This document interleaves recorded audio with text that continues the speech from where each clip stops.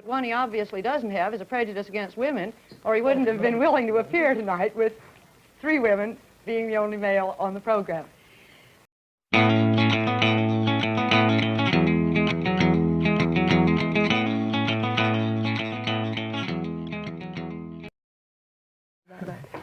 Maybe we can have what, I'm sorry, Raul. Well, I was about to ask them, what do they think are the most common or basic causes of our prejudices? Is it mainly skin color? But on the basis of race, creed, economic status, that is prejudice. Raul, is it fair to ask you whether you have any prejudices?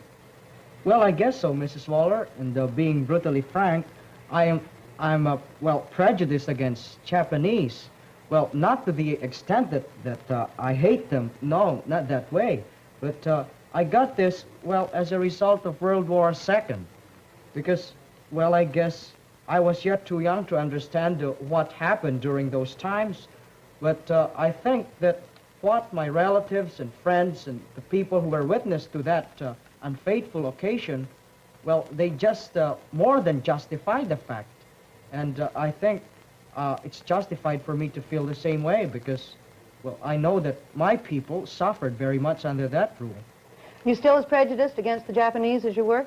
Well, 5 years ago, that prejudice of mine was, well, slightly fading away. But when Japan stubbornly refused to pay reparations to us, well, the prejudice began to brew again. But now I found out from close contact with Yuriko and other Japanese that Japan isn't ready to pay reparations yet, because as Yuriko said, some of them, and most of them, even have to suffer the cold in the classrooms because they can't afford to heat the schools. Yuriko, you've got any prejudices?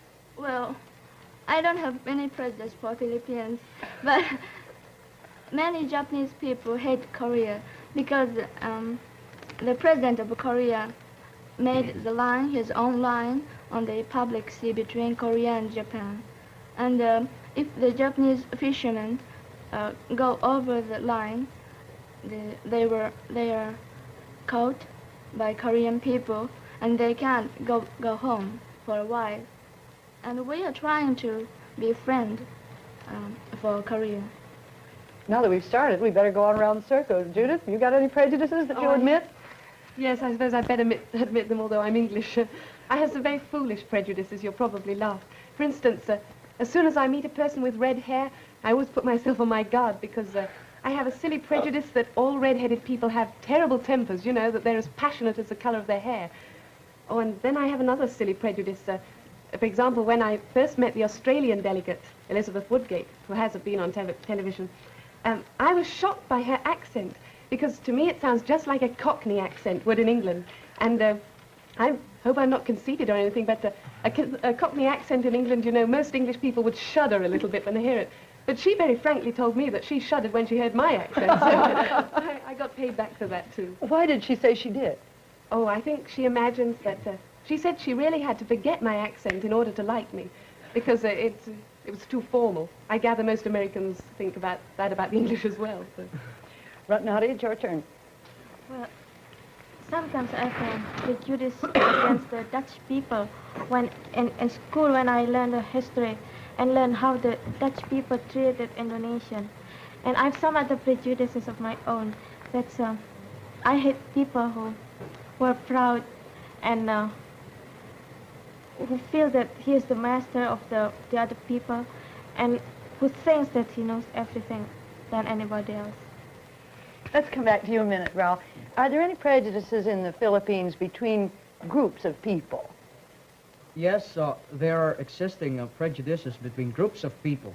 As a matter of fact, most of us still, well, are prejudiced against a group of hybrids, those who have more Spanish blood than Filipino blood in them, and we term them as mestizos. Well, these incidents, usually occur in the schools. As you know, I'm in a school run by Spanish monks, and we have a lot of those of that group studying in our school, and usually they are favored. But we think, and we think that we are right in saying that they are sort of aristocratic, conceited, and high-headed and sore-headed and all sorts of adjectives. And they have the foolish idea that they have the royal blood or royalty in them.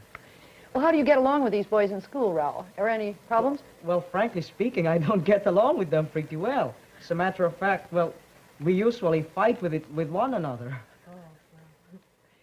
Is there any problem? Yes, you're...